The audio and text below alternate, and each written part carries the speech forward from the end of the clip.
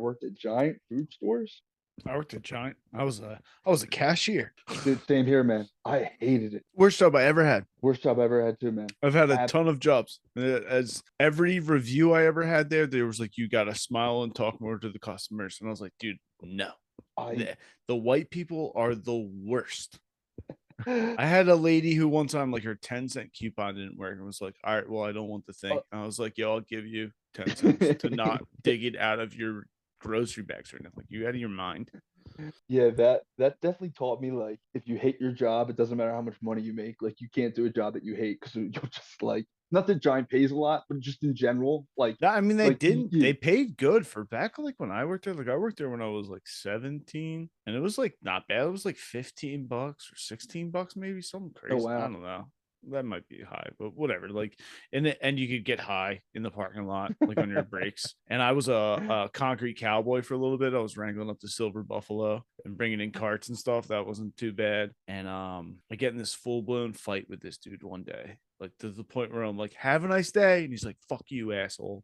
Like, it got like heated. This is a customer or another Giant employee? Okay. We were like checking out, and he was like, "Fuck you." I was like, "Hey, thanks, have a good day." And he goes to talk to my manager, and I go to my English teacher in 11th grade, and I'm like behind her desk, like she's like showing me something, and I see the picture of her and her husband. I go, "Is that your husband?"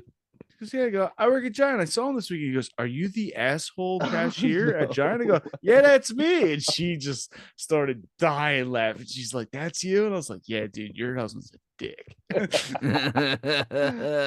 What did she say to that? She just started dying. She's like, honestly, the description fits. I now putting the face to the person. Like, yeah, that makes sense. Yeah, I was in 12th grade in that 11th grade English class because I refused to take 11th grade English with this other teacher. That's funny. Yeah, I think I was also in 12th grade when I worked there too. Dude, I had a funny.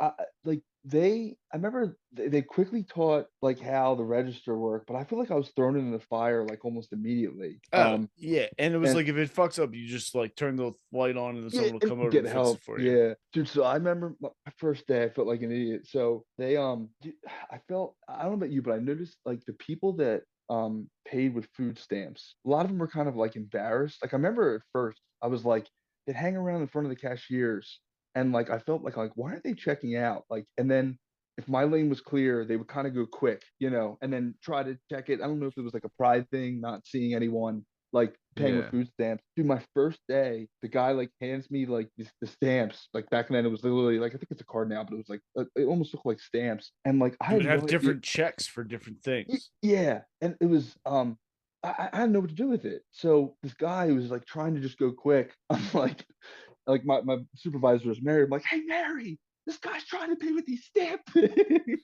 Oh no. And as soon as I said it, like I could see like his head went down. I'm like, oh no, oh no, what have I done? No.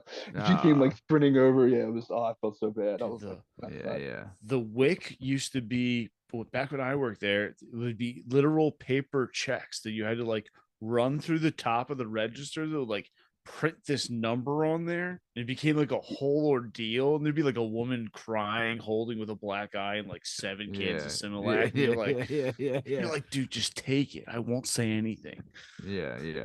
Like, and they always had like one order. They'd have like one order for what could be covered on food stamps, another one that like couldn't, and then like cigarettes, and it was like it was so you could get, dude. That's so funny you said that. So you can get crab legs with your EBT card.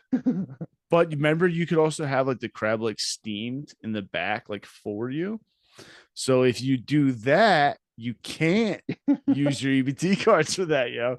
And I was working at Giant, and that is what happened. Is someone came into line with crab legs, but they were pre-steamed, and like it wouldn't work because the code I put in, and they were like, and the chaos that ensued. I bet. Nice. So okay, I'm glad you hated that job too, though. Yeah. God bless anyone that's a cashier. There was a kid who worked in the bakery, had one of those conversion vans that had like captain seats and like had the TV built in, like from the early 90s. Like, you know what I'm talking about? Yeah. Like back headrest, and he had a Super Nintendo hooked in, and he Oh, sold weed, and he would park in the side lot of Giant. So like I would time all my breaks up with that kid, and that's like the only reason I stayed there for so long was I was like, dude, we can go in this big van and get high and play video games for 15 minutes, and that's all I